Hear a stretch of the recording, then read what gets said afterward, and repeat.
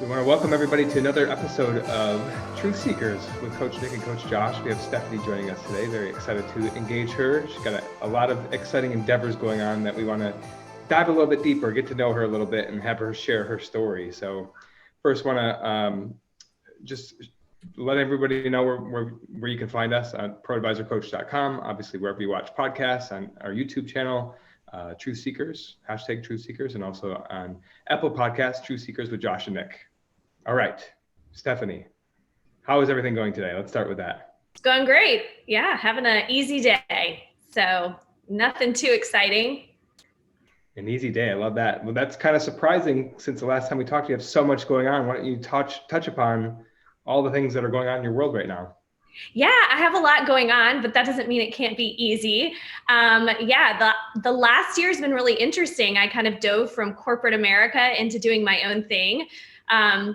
COVID-19 happened. You guys may have heard. And what? And I was, let go from my corporate job, but it felt kind of like the swift kick I needed to really dive into what I wanted to do, which was entrepreneurship. So I have a marketing agency, and also I am a Reiki Master. It's something that's a personal passion of mine. So I created a business called Brilliant City Reiki, and am diving into practicing Reiki on people, but also creating programs for the corporate space around mindfulness and wellness. So, yeah. Love it. Thanks for sharing. Can't wait to dive a bit deeper. I think we're always interested in exploring the stories for how we got to where we are today.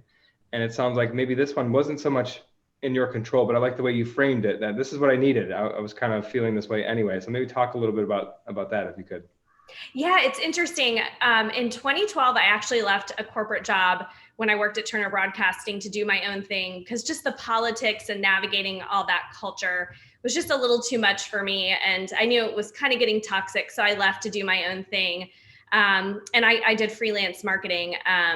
But it's hard, thinking about getting that next job. So another opportunity came along a couple of years later to work for Belk. And I went back to corporate America again. But I think in the back of my mind, I always knew there was just a better way for me to spread my wings.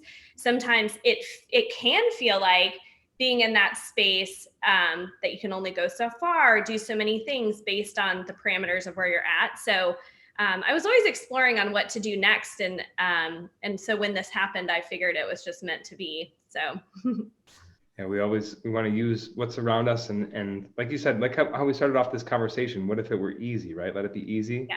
The easy decision is, well, this is where I am right now. There's nothing I could do about what happened. How do we make the best of this moving forward?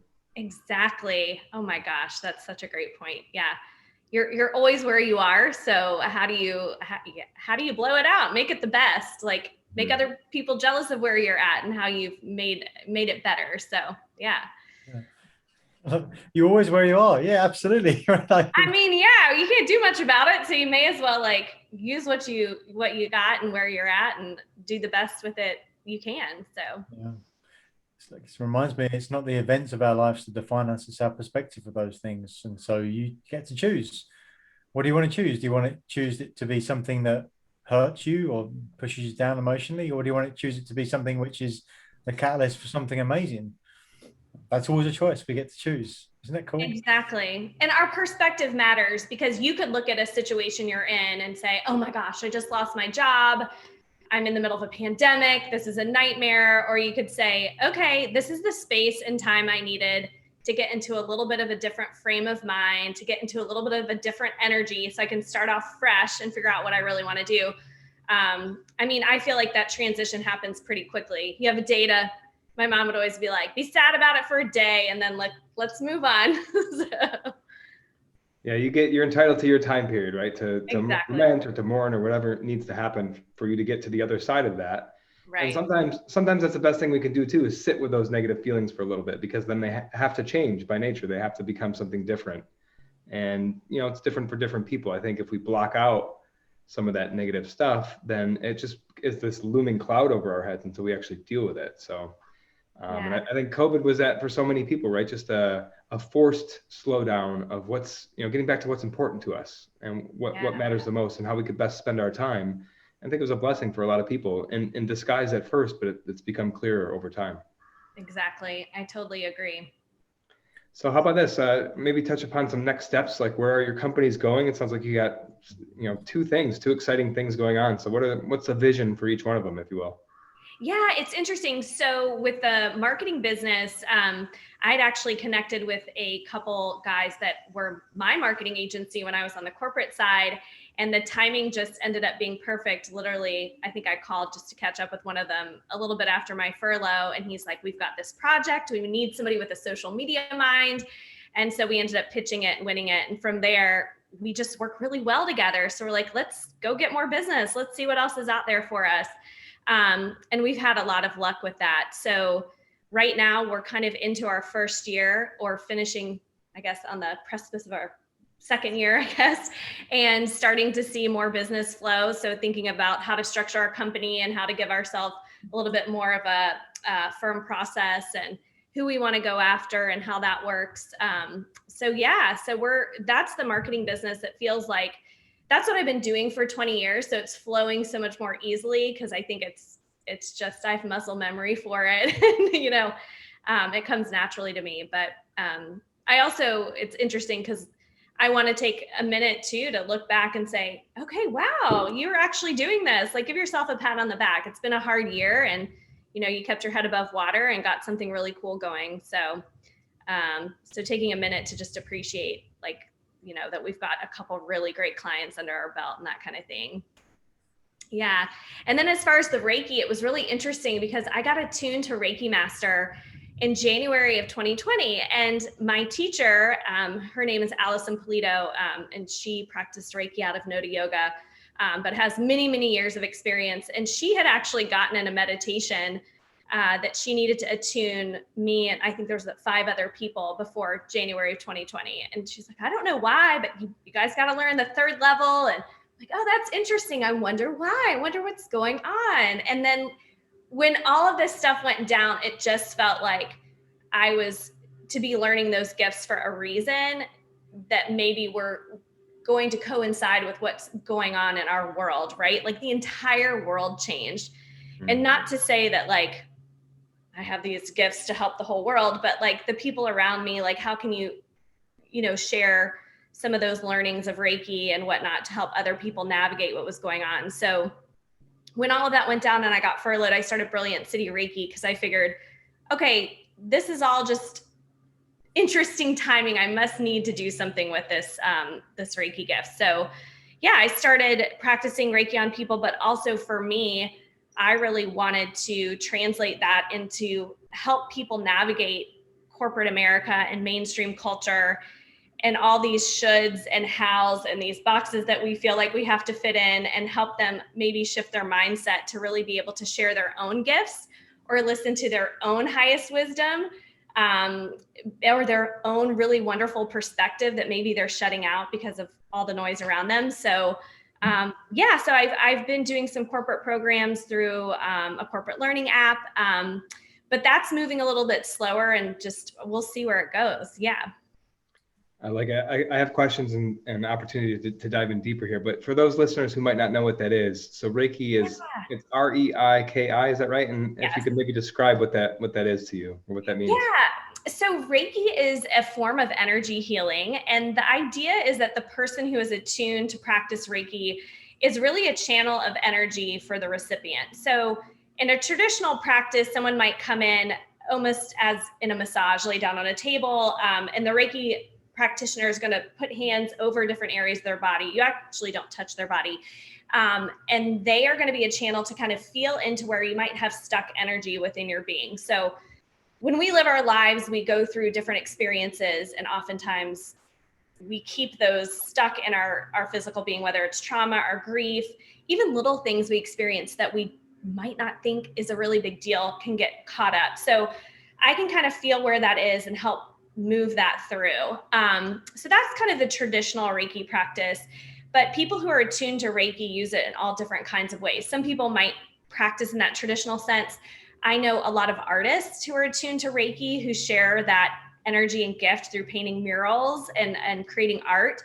I know people who own yoga studios or teach dance and movement. So there's a lot of different ways that you can channel that energy and to share it with others. And so thus the idea of creating, workshops and that kind of thing for corporations, I thought, well, maybe that's how I'm to share my gifts since I came from that world. So cool. Well, Coach, what do you think about that? One of the things, it's really cool. One of the things that jumps out for me is when I think about it in terms of coaching, the concept of that we're spiritual beings having a physical existence, and we work with people. We talk about above and below the waterline. Above the waterline is what we can see. It's all the stuff around us. It's the physical world, and that's all great. Like, it's ROI. It's like, how do I get to the next level? And all those things are fantastic. And we know that 80% of everything we do is below the waterline, which is really what the coaching's about. And I think that energy, understanding that the universe and how that works and how that sits, sometimes if you don't get it and haven't experienced it, it's difficult to articulate. It's like, what's in it for me? What do you mean energy? I can't grab it. Like, what is it? How do you help articulate that for someone who's just kind of curious about it, going I'm interested in it. I get what you're saying. I think about this energy. I felt some of this before, or maybe even just going, I don't know. I don't get it. Like, what is it? How do you think about answering that? Yeah, no, exactly. So that's what I love, because I feel like there's a bunch of spiritual folks out there, which is wonderful, but we are human and we live a physical existence as well. And so taking some of those learnings and be able to put them into a real practice or action or to create results, I think is super important. And I have that business side that's like a go-getter. I like results, I like making money, all that kind of stuff. So I love kind of translating it. And, you might come to a Reiki session with me personally, and I'm real woo-woo. And then if I get into the corporate space, I use different language and that kind of thing. But one example I might use is, I think we can all relate to this example of receiving an email from someone at work and it just makes you so mad because of the tone, or you read it and you're like, oh, how dare they ask me for that presentation right now, or that change, we've all had some kind of experience. And so it's like taking that moment and stopping and grounding yourself and allowing yourself to feel what you're feeling, and I always have this example of grounding yourself in your feet and sending grounding cords down into the earth to really root yourself. And sometimes taking that energy and just sending it down so you can clear yourself of it and you can step away. And if you're still triggered, don't reply, and you wait and wait and wait until you can feel neutral and feel inspired, and then you reply, or then you take action. So thinking about energy in that kind of way, because maybe somebody did mean to send you a nasty email, or maybe you just had an experience earlier in the day that primed you to feel annoyed or whatever. And so it's not about perpetuating that energy forward. It's stopping and being the person it ends with. So that would be an example maybe of how I would translate it into the workspace. That's powerful stuff. I also think of it like, if we're different orbs of energy, or if we represent different frequencies that we're putting out, we can get sucked into the negative vibes of a bad email, right? And then all of a sudden, if we reply with our emotion, we've become part of that bad vibe, instead of holding the standard to elevate, and I think that can only come from a place of separating yourself from it, or as you're putting it, grounding your negative energy to be able to neutralize yourself, to come at it from a headspace of, what's the best way for me to reply to get the best results out of this, to where all of a sudden this negativity stops and we're being productive and actually solving what we want to solve about this problem that we're facing. Exactly. And I feel like too, people don't give themselves credit for how powerful they can be in a workspace. We tend to think about title and money and what meeting we're in and who we're talking to, and are we getting exposure to the SVPs or the CEOs, and sometimes just within those little moments, really owning your own energy and how you respond and how you act in a tiny little moment can be so powerful for that company, for the culture, for how people perceive you if you do want to elevate yourself and grow in your career. And I think we don't often give credit to those little moments. And so, just stopping and really assessing what triggers you and trying to take more ownership of it. It's a great way to own your energy and have better energy in the workspace. So it came up today, actually. Me and Coach were working with one of our favorite teams, and it's something that we come back to often, is that, that there are no big things, right? You said people don't take credit for the things that they do. They tend to see the bad things in, like, the frustration in that email, for instance, like that. It's a little thing, which leads to another little thing and so the only difference is the direction you're going in, right? So, like, let's see the little things that are good, right? Let's stop and change the direction of the energy flow. Like, let's recognize that you could celebrate something, or recognize that something today you did and you followed through on it, right? And you build all those things, and you can't help but, like, before you know it, you've changed the culture of the entire organization, for instance. It's just focusing on the little things that you want, rather than letting the little things you don't take over. Exactly. So maybe we change the energy of this conversation here a little bit. We'll take a different direction. Okay.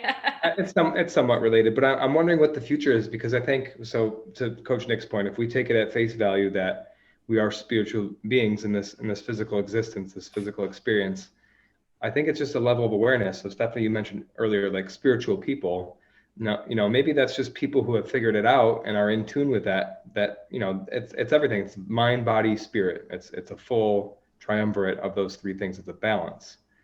We live so much in this tangible physical world that I think more and more people are becoming more aware of some of these other dimensions that we can live in or exist in. And I think, I don't know, might be my opinion, but I think that's the future of business. And maybe corporate America is the lag behind everything else that will be driven by this. But eventually, I think we'll get there too, to where it's more in tune with all of that balance. Do you find that to be true? And if you do, it sounds like you're set up with the balance of the businesses that you have going on to really take advantage of this, or be a first believer, if you will. Yeah, it's interesting because, like I said, I gave the example at the beginning. I left corporate America, and now I can really spread my wings. But there's people who feel really comfortable inside corporate America, and those people have really important roles, no matter if you're the person, checking people out at the cafe in the mornings for their coffee, or, you're the CFO. But I do think change has to start with thinking in a new way with the individual. But I do think it could be incredibly powerful as corporations start to catch on to better work-life balance and allowing people to flow in a little bit more easeful way, or really change corporate culture so that people can truly bring their own unique gifts to the surface. And I think that starts with the individual people inside corporate America. I know a lot of people were like, I want to get out of my 9-to-5 because it's so confining, and the only way I can do that is to leave. And I feel like that's not true. There's so many ways you can open yourself and change your perspective and become more dimensional, even within those confines that you think are there. So, but yeah, I do feel like the entire world shifted this year. I don't think we're ever going to be the same. It's going to be interesting to see how things evolve, but I believe that we all have a bright light, and we need to start turning those on. And so that's what Reiki does. And that's, what my workshops do, is just help people turn on their own lights. It's not about me telling them what to do or what they're good at. It's like helping them figure it out, because everyone has such gifts, they need to be sharing. So what might you offer to someone who might be thinking, that's fine, like, if you've got a bright light to shine, then go do that, but that's not me. I don't really get passionate about that. I don't really get, like, switched on about that. Like, I'm just a type of person that just needs to go along doing the same old stuff. That's great. I mean, there are people who that is their gift, is creating structure or creating consistency or creating routine, and that's to be celebrated as well. So I think it's not that you have some magic power that's this bright light. If you are a amazing accountant and you are consistent and make those numbers add up and get to that bottom line, and you love being in the spreadsheets and that's what makes you happy, that's amazing. We need that gift, so just allowing people to kind of recognize that that gift can look any number of ways. We all have such different personalities that we bring to the table. I'm more of like an extrovert, but there could be people who are, that quiet listening ear that is equally as important. So yeah, I know a lot of people don't connect with spirituality and Reiki. That's like not their thing. And that's why I try to translate it if I'm talking to certain people in more of like a mindset. Like, here's how your mindset could shift and kind of make it more palatable that way. Thank you very much, Stephanie. Sorry to interrupt you there. I'm asking because like it's stuff that I hear as well, right? And I'm kind of like playing devil's advocate a little bit, and because to add more and more depth to it, because I think it's so important. One of my baseline beliefs is that everyone does, to use your language, everyone does have a big shining light. Everyone does. And I think you're saying is the application of it is different for everyone, for sure, right? And it's just what do you like, whatever your chosen application, your chosen vehicle for expression of that, isn't it, in the world? Like that's your like individual artistry. But just to know that like there's so much more available probably than you're already doing. Like wherever you're sitting from, like one of the things I think about when I was in the corporate world working for 20 years for big banks is that in my coaching work, and as I was get going with that, I could reflect back and go, just what I know now, I would have been infinitely more successful staying in the corporate world. The irony is I could have been happier now that I've left, knowing the things I know to all about mindset, and then applying that back, I could have got so much further. I could have been much happier doing it and had a lot more time. Yeah. And so it's just like that switch of wherever it is that you need. There's more available than you might think. Yeah, exactly. But you have to trust that you went on this path, and that was the only way to open your eyes to that learning too, and just accepting that and giving yourself grace too. I think, gosh, how many of us love to look in the past, but it's really useless. I mean, the present moment is everything. The future, cool, but I honestly, really, if you're not staying in the present and recognizing everything around you, this is really the most powerful place to be, is in the present. Yeah, we only have now. Yeah, exactly. We only have right now. Yeah, exactly. I love it. So let's start to grab some takeaways here. I got one, and this is something that Stephanie mentioned earlier in the conversation with, we talk about making a difference and influencing people. And I think you made the comment like, I'm not trying to help the world, but I think that's an important delineation, right? With our own unique gifts and abilities and shining lights, who can we influence within our circles? And it's not going to be the 7+ billion people, but if we all take on that responsibility of our own circle, and maybe it's one person for somebody, right? Maybe it's 5 people for somebody else, and maybe it's a bigger organization for somebody who's more experienced in that. I think if we all take on that role, as long as it feels natural to us and we're embracing the alignment that we truly bring value to those types of people, we're talking about some major drastic changes in fulfillment and happiness and alignment and success. And that sort of stuff just gets me excited to even think about. Like, that's the evolution of what we're talking about here. So that's my takeaway today. I really appreciate that. Yeah, I love this example. So I don't know if you guys ever watched Friends, but I love that show. There was some episode where Monica is throwing a party, and of course she loves to like control everything. And so Phoebe wants to help, and she said, okay, fine, you can bring cups and ice. And she's upset. I will be, Josh. I only have cups and ice. Like, I don't get to think of anything else. So she takes cups and ice, and she like brings Phoebe to cups and ice, and she does like dry ice and an ice sculpture, and she does cups everywhere, and like strings cups along the ceiling and all these things. And so it's just like really bringing yourself to whatever you're given, even if it's something that feels boring to you or there isn't much opportunity in. It's like the more you can apply who you really are to it, the more you have to trust that you're there for a reason. Maybe it needs your creativity, or it needs your structure, or it needs your calmness or hype or whatever you have to bring. So gosh, I love Friends references. Thank you so much. So, I'll be in charge of cups and ice. I will be in charge of cups and ice. Yeah. Awesome stuff. Coach, any additional takeaways? What else are you taking away from our conversation? Nice. Well, expand, right? Because it might just be helping one person or 5 people, but that's only the things you can see, because that one person might go on to tell two other people, and then they might to two others, and it's like it's the ripple down effect. And I know that that's somewhat of a cliche as well, but I love cliches because they're built in truth. So just know that every time you help someone, it's that, like, that's the only part that you see, but there's so much more. And by helping one person, you're helping the world. Yeah. That's the only way you can do it. Like, it's one, just the way that there's no big things, only little things. The only things you can do. It's like, you can't change the world. You can only change the person. Yeah. And even by somebody calling someone like you guys a coach, or someone to help themselves. So by helping yourself, you are also, I mean, that's where it starts. Like, help yourself, fix your own stuff, like figure yourself out. That is huge.